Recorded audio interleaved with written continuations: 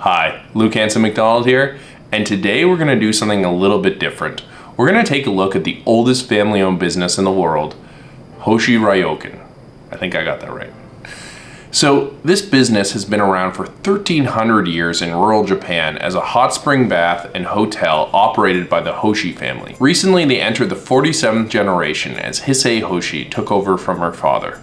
Their story is simply incredible. They've survived innumerable wars, economic downturns, natural disasters, and succession challenges.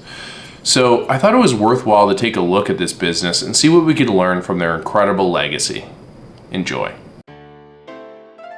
So the first lesson. They take an incredible amount of care to train the next generation of leadership. The Hoshi family obviously believes in mentorship and nurturing of the next generation in order to be successful. There's a great deal of tradition in this business and it needs to be passed down directly. As an example, it is a tradition that they don't use written documentation for training. They actually teach everything through word of mouth. At first this sounds a little bit crazy, but when you think about it, it means that you have to spend a great deal of time as a parent working directly with your child, explaining how the business works. You know, growing up in a family business, sometimes I would have to piece together how things worked by, reading old documentation or talking to team members, but, often wondered, would it have been better if I literally just sat at my dad's desk and got to hear how he ran the business and just, talk to him about it at length? So I think there's something very honorable in this approach and very logical, frankly. Second, they can never forget the main differentiator of the business, the hot spring bath.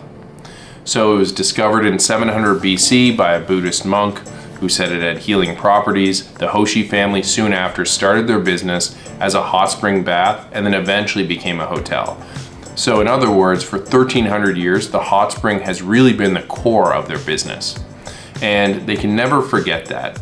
So the environmental stewardship is a key role that each generation must take on so that future generations can enjoy this beautiful natural resource.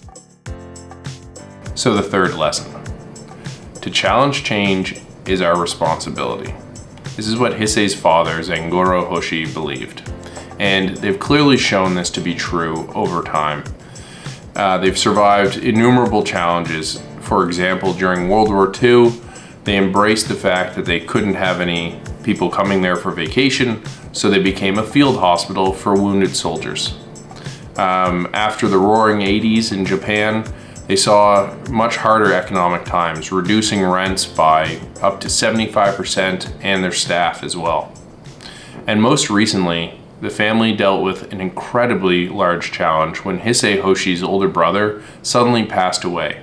He had been trained for much of his life to take over as the heir of the business.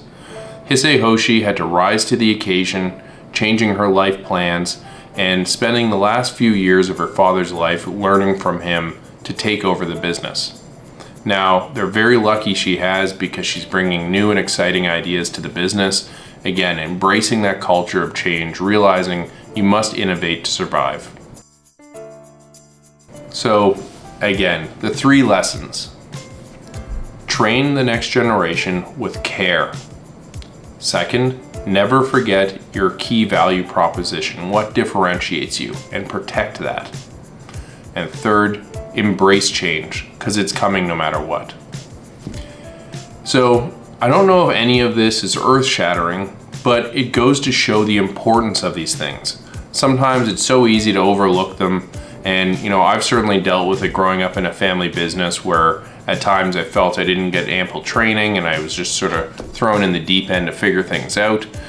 And while that method can have benefits, I think this is proof that there's a lot of benefit from taking a more careful approach. I mean, they have 47 generations to prove why. And last I'll say, this story to me is a tale of tenacity and perseverance. Without the passion and dedication of the Hoshi family, I have no doubt that they wouldn't be here today. Thanks very much. Hope you enjoyed.